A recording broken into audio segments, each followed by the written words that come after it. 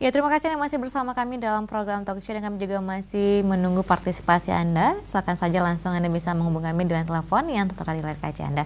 Baik, saya akan lanjutkan bersama narasumber, ada Pak Fauzi dan juga ada Ustadz Muharib. Nah, ini juga menarik ketika bagaimana sebenarnya sinergi antara pemerintah dan masyarakat Aceh sendiri dalam menangkal aliran sesat ini. Tadi mengenai regulasi yang ditetapkan pemerintah, kemudian juga dari lembaga pendidikan dan juga orang tua yang sangat berperan 3 hal ini. Nah, melihat dari jalur pendidikan, lembaga pendidikan, bahwa sebenarnya sejak usia berapa ini Pak yang sangat sangat masuk sekali ataupun sangat diterima ketika kita harus mengajarkan akidah ini kepada anak. Tadi sempat disinggung dari TK. Nah, itu seperti apa ini Pak? Sebetulnya adalah pendidikan itu dari sejak pranatal. Ada pendidikan pranatal, kalau boleh saya katakan ya. Ada pendidikan pranatal. Salah satu di antara pendidikan pranatal itu dulu ada Profesor Bahyaki almarhum kalau nggak salah. Saya pernah mendengar seminar beliau. Dia mengambil sampel dari beberapa wanita-wanita yang sedang hamil. Dia diberi instruksi oleh profesor ini. Pokoknya instruksinya pertama dengan metode mengikut sertakan. Jadi kalau kamu mau sholat, kalau kamu mau ngaji, ikutkan anakmu. Ayo nak kita sholat. Ayo nak kita ngaji nak. Yang kedua dengan metode memperdengarkan. Dengarkan ayat-ayat Al-Quran, dengarkan nyanyian-nyanyian yang baik-baik, bukan picisan. Ternyata ibu itu melahirkan anaknya bagus-bagus. Baik. Nah, itu jadi dari pranatal. Ya, kemudian nanti setelah itu. Tapi mohon maaf Ustaz, saya potong sebentar dulu mulai ya. Kita angkat telepon terlebih dahulu. Oke, terputus, baik. Silakan dilanjutkan Ustaz. Ya. Kemudian selanjutnya setelah itu ya waktu melahirkan. Dengan diadzanin sebelah kanannya ya. Kemudian sebelah kirinya diiqamah. Itu yang pertama kali didengar oleh anak. Walaupun ada yang mempertanyakan apakah pendengaran sudah berfungsi. Kalau Allah mau memperdengarkan, kenapa? Baik. Jadi dengarkan kalimah thayyibah, keesaan Tuhan dan sebagainya itu. Kemudian setelah itu diakikai, ya kan?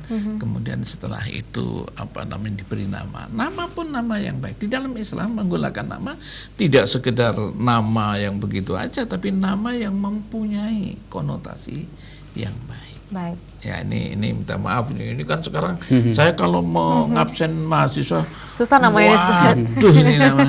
Sebab memberi nama itu ada rasa tafaul. Baik. Tafaulan itu artinya penuh harapan. Misalnya nama anak saya Hidayatullah. Ya, saya berharap akan mudah-mudahan anak saya selalu mendapat hidayah Allah. Baik.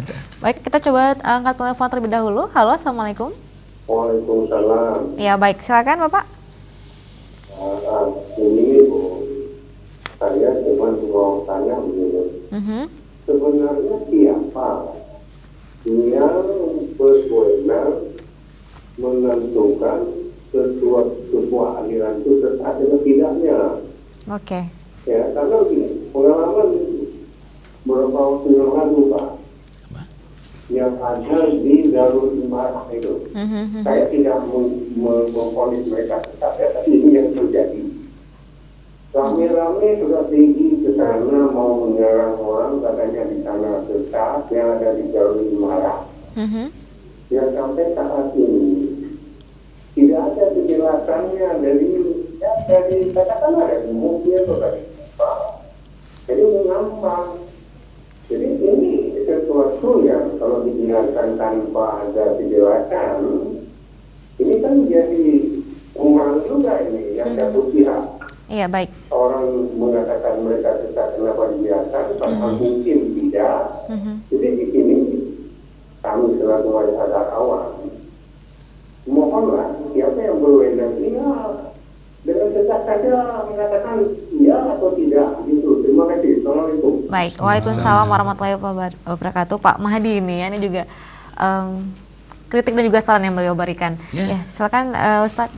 Ya, jadi yang berhak menentukan sesat atau tidak bukan manusia.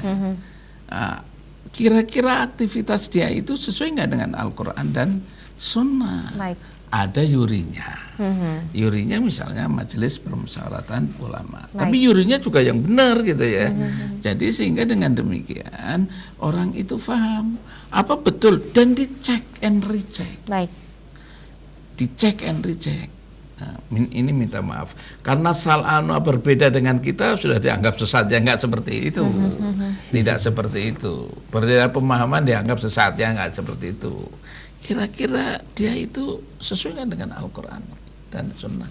Ajarannya ada nggak di dalam Quran, di dalam hadis, ada nggak? Baik. Ada nggak ijtihad ulama menjelaskan hal itu? Ada nggak? Ya, kita tidak semudah asal berbeda lantas dikatakan sesat, tidak seperti itu. Jadi kita mesti harus hati-hati dan kita harus adakan penelitian dan harus kita kaji yang betul-betul sungguh-sungguh sehingga tidak menjadi fitnah. Baik. Ya. Dan ini menjadi tugas pemerintah melalui MPU. Ya, melalui MPU, bahkan melalui aparatur pemerintah yang ada di tengah-tengah masyarakat. Tidak semudah itu. Baik. Ya. Baik. Silakan ditambah Pak Fauzi. Iya. Mungkin ada ditambah. Jadi sebenarnya kita ada aspek yuridis formalnya yang ditetapkan oleh pemerintah lewat Majelis Ulama atau lewat MPU. Jadi misalnya ada 13 kriteria yang apabila itu terpenuhi salah satunya maka dapat digolongkan kepada aliran sesat. Baik. Jadi kemudian aspek regulasi ini atau aturan ini mestilah diterapkan kepada golongan-golongan yang mempraktekkan meyakini agamanya. Jadi apabila sudah diteliti, dicek seperti apa pelaksanaan agamanya, seperti apa keyakinannya, bagaimana mereka memahami aspek akidah ibadah, kemudian alat ukurnya apa? Alat ukur itu yang 13 tadi. Baik. Terapkan dia kepada kasus, apa keluar angkanya. Jadi inilah yang harus sangat teliti cara memahami dan sebagainya. Ada yang perbedaan di aspek usuliyahnya, aspek-aspek pokoknya. Ada juga aspek furu'iyahnya, cabangnya. Aliran sesat ini bermain pada aspek usuliyahnya, pada yang pokok-pokok keyakinan ibadah. Misalnya salat. Salat itu memang aspek praktis, tetapi dia apakah dia kena salat sebagai wajib atau tidak, itu masalahnya. Baik. Apabila itu sudah kita dapatkan, maksudnya dia tidak salat kenapa? Apakah dia meyakini tidak salat atau dia malas tidak salat? Itu kan beda perspeknya. Maka kemudian harus diterapkan kepada aspek unsur yang ditetapkan oleh MPU atau Majelis Ulama Indonesia. Apakah karena dia malas tidak salat atau karena dia meyakini tidak wajib salat? Kalau yang pertama dia malas tidak salat maka dia hukumnya dosa besar. Tapi kalau dia meyakini tidak wajib salat maka dia dianggap sebagai sebuah aliran sesat. Iya. Maka memang seperti kata Ustaz Muhammad tadi perlu kehati-hatian dalam mengimplementasi, mengukur dan perlu waktu dan harus dikaji secara ilmiah sehingga dengan demikian akan memberikan sebuah keputusan yang baik. Maka tentu yang otoritas itu adalah Allah dan Rasulnya. Baik. Maka dalam konteks hadis Nabi mengatakan ma ana alaihi wa ashabi, orang yang memegang pada apa yang aku pegang dan sahabat-sahabatku. Dan itu kemudian ditafsirkan oleh ulama lewat kitab-kitab dan sebagainya. Baik. Maka dari sini selama dia berpegang pada jalan tersebut maka kita mengatakan benar. Bila dia melenceng maka dianggap aliran sesat. Baik. Jadi oleh karena itu otoritas al-hukmu minallah, al-hukmu lillah, hukum itu adalah sebagai otoritas Allah Subhanahu wa taala dalam menetapkan mana yang benar dan mana yang salah ya.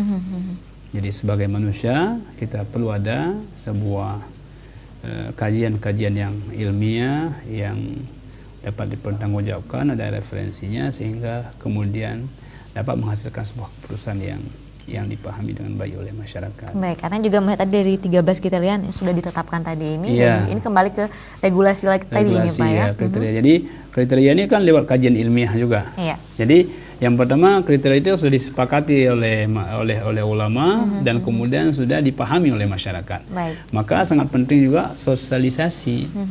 Jadi tadi dikatakan bahwa bagaimana sinergi pemerintah dan masyarakat. Masyarakat tahu enggak 13 poin itu? Oke, nah ini yang harus disosialisasikan kepada Nah, itu yang masyarakat. perlu disosialisasikan sehingga masyarakat ketika dia mengetahui sesuatu anaknya, adiknya, oh kok begini ini tidak sesuai dengan Harus kriteria nomor 2. diwaspadai. Nah, jadi mereka segera dapat mungkin memahami bahwa itu sudah agak melenceng, mungkin dia dapat laporkan kepada pihak yang berwajib.